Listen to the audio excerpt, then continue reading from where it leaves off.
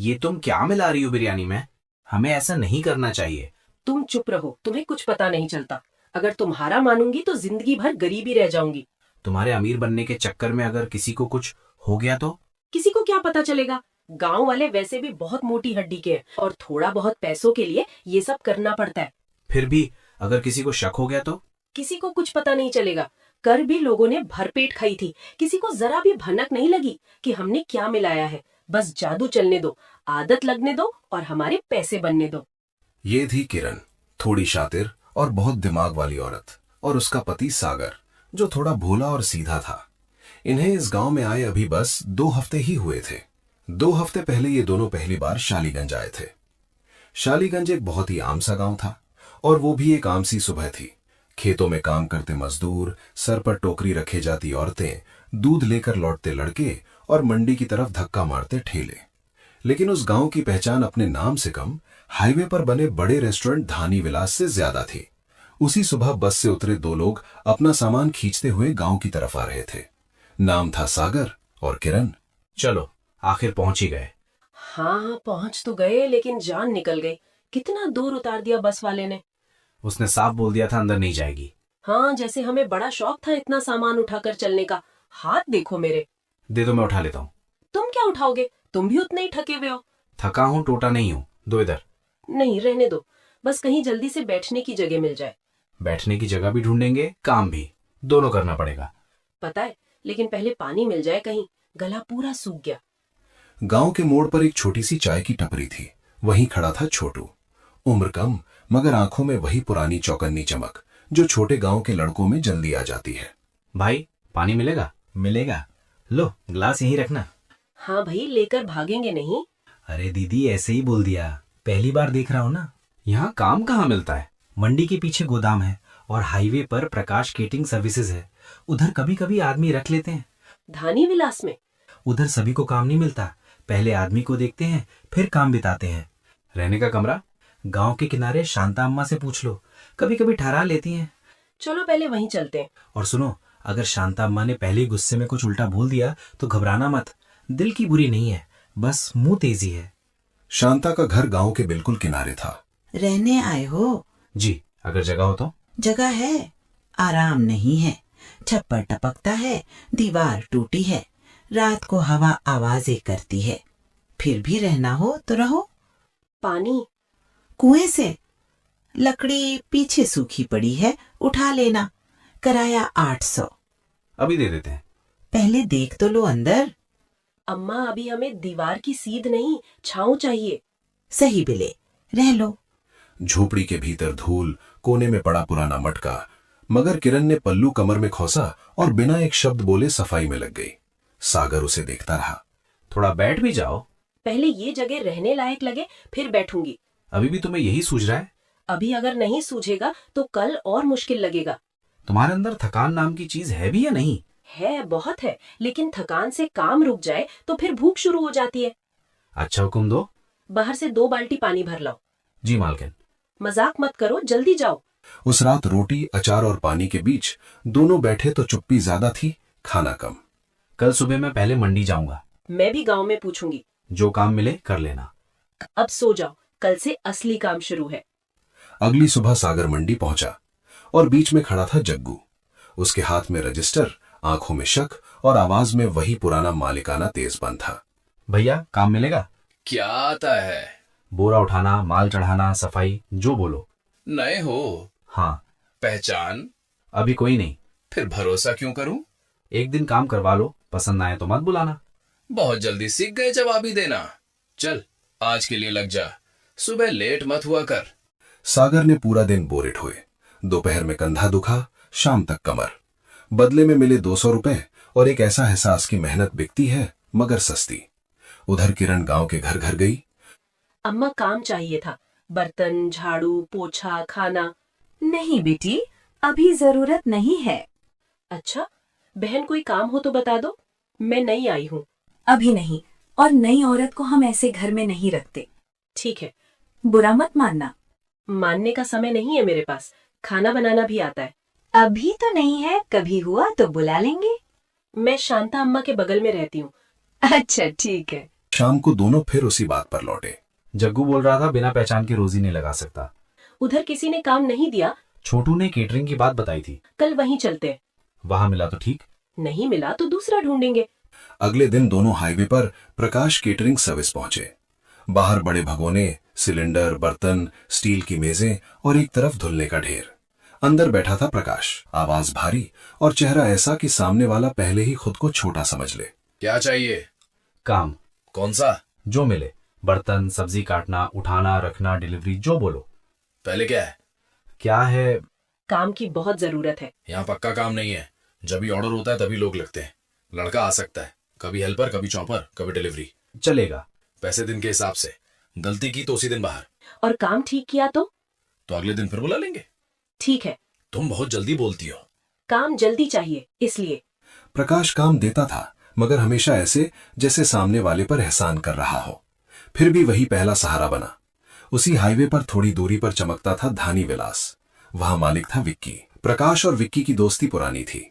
सागर अब प्रकाश के यहां लगने लगा। कभी प्याज काटता, कभी बड़े भगोने मांजता। काम रोज नहीं मिलता था, मगर जब मिलता तो सांस नहीं लेने देता।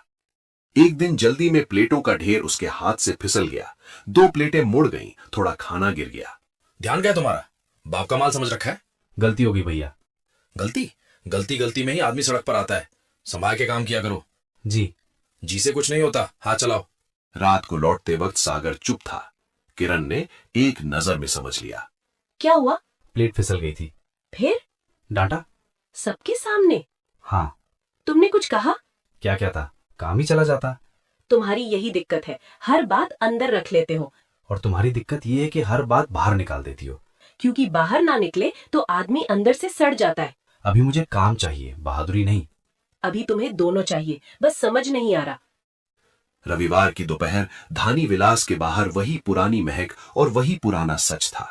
खुशबू सब तक जाती थी, प्लेट नहीं। एक प्लेट कितने की? 200। 200? मेरे घर में 200 में 2 दिन का खर्च निकल जाए। खाने का मन हो तो जेबी मना कर देती है। खुशबू मुफ्त है इसलिए सबकी है, प्लेट महंगी है इसलिए कुछ की है। सागर वहीं खड़ा सब सुनता रहा। उस रात उसने बात खोली। लोग 2 सुनकर लौट जाते हैं। लौटेंगे ही। सोच रहा हूँ हम अपना ठेला लगाएं। पैसे? जितने हैं उतने से छोटा शुरू करते हैं। दाम? 180। 200 से 20 कम। हाँ। ठीक है, पहले पैर तो जमाओ। तुम बना लोगी? खाना मेरा काम है, बेचना तुम्हें सीखना पड़ेगा। अगर नहीं चला तो बंद कर देंगे, पर कोशिश तो करेंगे। मुझे डर लग रहा है। डर तो तुम्हें चाय पीते वक्त भी लगता है कि गर्म ना हो। अगले दिन छोटी सी देग चढ़ी। पुराना चौक बोर्ड निकला, लिखा गया चिकन बिरयानी 180 रुपए प्लेट। पहला दिन बुरा नहीं था, मगर अच्छा भी नहीं। खुशबू ने लोगों को रोका, दाम ने अटका दिया। स्वाद बहुत बढ़िया है, इसमें कोई कमी नहीं, पर 180 रोज रोज नहीं दे सकते। धानी वाला से कम रखा है। उधर बैठने की जगह है, पंखा है, नाम है, यहाँ खड़े खड़े 180 दूं? खाना अच्छा है, लेकिन इस गांव में हर आदमी इतना नहीं कमाता कि 180 की प्लेट बार बार खा सके। रात को कुछ बिरयानी बची, वही दोनों ने खाई। चूल्हे की आखिरी आंच और उनकी बात साथ चल रही थी। स्वाद सभी को पसंद आया। हाँ। दाम अटक गया। हाँ। कच्चा माल ही 160 बैठता है। चिकन, चावल, तेल, मसाला सब जोड़ो तो 20 भी ना बचे तो करेंगे क्या? मतलब रास्ता दाम से नहीं, तरीके से निकलेगा। कौन सा तरीका? सोचने दो। तुम ऐसे बोलती हो जैसे तुम्हारे पास जवाब है। जवाब नहीं है अभी, लेकिन गंध आ रही है कि जवाब कहीं यही है। उस रात किरण देर तक जागती रही। उसे अपना बचपन याद आया, अपना पुराना घर, दादी के हाथ की चिकन बिरयानी। सिर्फ स्वाद नहीं, पूरा प्रोसेस। कैसे कम चीजों में भी बड़ी देग तैयार होती थी, कैसे साधारण चीजें असली ताकत बन जाती थीं। सोई नहीं? नहीं। अब क्या सोच रही हो? वही जिससे लोग खाएं भी और हम भी बचें। कुछ समझ में नहीं आता तुम्हारी बातों का। अगली सुबह सागर तैयार हो रहा था। आज फिर ठेला लगेगा? हाँ, पर आज थोड़ा अलग होगा। क्या अलग? काम से लौटो तब देखना। और सुनो, 300-400 रुपए दे दो। सागर ने हिचकते हुए पैसे दे दिए। किरण बाजार गई, किराने वाले को लिस्ट दी, जरूरी सामान लिया, कसाई के पास पहुंची। रफीक भाई, चिकन देना और हड्डियां थोड़ा ज्यादा रखना। हड्डियां ज्यादा? लोग कम करवाते हैं। मुझे ज्यादा चाहिए। अजीब ही हो तुम। औरत हूँ, अजीब तो लगूंगी ही। जल्दी दो, अच्छा ले जाओ। और देखना जो बोले हो वही देना। अरे भाई दे दिया। लौटते वक्त उसने सूखी लकड़ी भी उठाई, फिर बाहर से पुराना लोहे का टुकड़ा जैसा टुकड़ा ले आई। झोपड़ी के बाहर उसने चूल्हा जमाया, देग चढ़ी, धुआं उठा। पड़ोस में शांता ने 2 बार झांका, पर किरण ने कुछ नहीं बताया। क्या बना रही हो? खाना? वो तो दिख रहा है। कौन सा? शाम को पता चल जाएगा। तुम्हारी जुबान भी धुएं जैसी है, सीधी ऊपर नहीं जाती। ऊपर जाती है अम्मा, बस धीरे। शाम को पुराना ठेला साफ था, देग ढकी थी, पत्तलें, प्याज, नींबू, पानी सब सजा था। आखिर में उसने बोर्ड पोंछा और लिखा चिकन बिरयानी 50 रुपए प्लेट। थोड़ी देर बाद सागर लौट आया। उसके पैर वैसे ही थके हुए थे, मगर ठेले पर नजर पड़ते ही थकान पीछे छूट गई। ये क्या है? सरप्राइज। 50? तुम पागल हो गई हो क्या? पहले चखो। नहीं, पहले दाम समझाओ। पहले चखो। तुम हर बार यही करती हो। और तुम हर बार मान जाते हो। उसने चखा, फिर दोबारा चखा, फिर कुछ पल तक कुछ बोला ही नहीं। अरे ये तो पहले से भी ज्यादा बढ़िया है। तो फिर डर किस बात का? 50 में कैसे? बेच लो, हिसाब रात को कर लेना। किसी ने पूछा तो? कहना खाने से मतलब रखो। तुमको ना। हाँ हाँ, बाद में बोलना, अभी ठेला धकेलो। दोनों ठेला उसी जगह ले गए। बोर्ड देखते ही लोग रुकने लगे। पहले 3, फिर 5, फिर 10। अरे ये क्या, 50? हाँ 50। भरोसा नहीं है तो खाकर कर लेना। पहले प्लेट दो। बलराम ने प्लेट ली, पहला कौर लिया, चेहरा बदल गया। अरे ये तो पहले से भी ज्यादा बढ़िया है। कितने की बोला? 50। हाँ, खत्म होने से पहले ले लो। कल 180 थी, आज 50? आज सबके लिए है। थोड़ी ही देर में लाइन लग गई। पहले मजदूर आए, फिर खेत से लौटे 2 आदमी, फिर स्कूल से छुट्टी के बाद 2 लड़के, फिर वे लोग भी आए जो कल 180 सुनकर लौट गए थे। एक महिला ने 2 प्लेट बंधवाई। एक बूढ़े ने आधी प्लेट पूछी तो किरण ने भर कर दे दी। आधी दे दो। पैसे पूरे हैं तो प्लेट भी पूरी है। मैं पूरी खा नहीं पाऊंगा। तो किसी के साथ बांट लेना। सागर पैसे लेते लेते भी अटका हुआ था। उसे समझ नहीं आ रहा था कि ये हो कैसे रहा है। दूसरी तरफ किरण का हाथ बिना घबराहट के चलता जा रहा था। दोपहर तक पहली हांडी खाली, शाम तक लगभग सब खत्म। रात को हमने घाटा तो नहीं किया? नहीं। पक्का? सुबह कितने दिए थे? 400 के आसपास। और आज कितना आया? कितना? पूरा 1000। 1000? हाँ, 400 से शुरू 1000 तक पहुँचे। मतलब डूबे नहीं? नहीं, अब समझो रास्ता मिल गया। अभी तो बता दो। अभी नहीं। क्यों? क्योंकि अभी तुम्हारा मुंह खुल जाएगा। मेरा मुंह खुलता है क्या कभी? डरते समय नहीं, खुश होते समय खुल जाता है। धानी विलास में बेचैनी शुरू हो गई। महेश हिसाब देख रहा था, विक्की चिढ़ रहा था। इतना माल क्यों बिक रहा है? साहिबी, बाहर जो ठेला लगा है वही सागर करन वाला। हाँ, अभी 50 में दे रहे हैं। 50? कोई बिरयानी 50 में नहीं बेच सकता। पर लोग खा रहे हैं। मतलब कुछ खेल है। हो सकता है। प्रकाश से बात करनी पड़ेगी। उसी रात हाईवे की चाय पर विक्की और प्रकाश मिले। तुम्हारा लड़का सागर ठेला लगा रहा है। पता है। आज 50 में बेच रहा था। 50?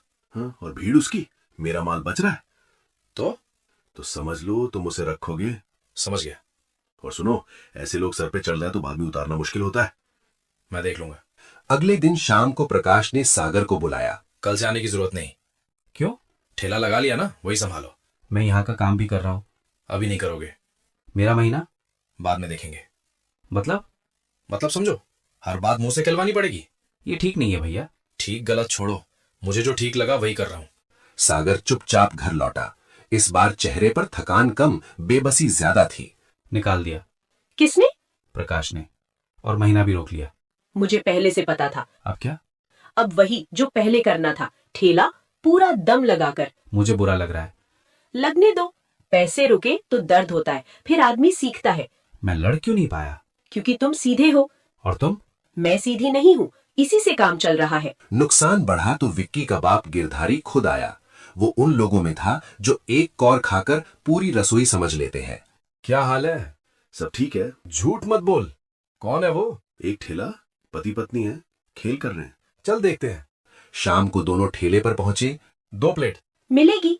तीखी है। खाना है तो खाकर पता कर लो। गिरधारी ने धीरे धीरे खाया, फिर दूसरी बाइट ली, फिर कुछ पल तक चुप रहा। बोलोगे? चुप, खाने दे। ये काम दिमाग से हुआ है। अभी तो बता दो। सुनना चाहते हो? हाँ। सबकी नजर किरण पर थी।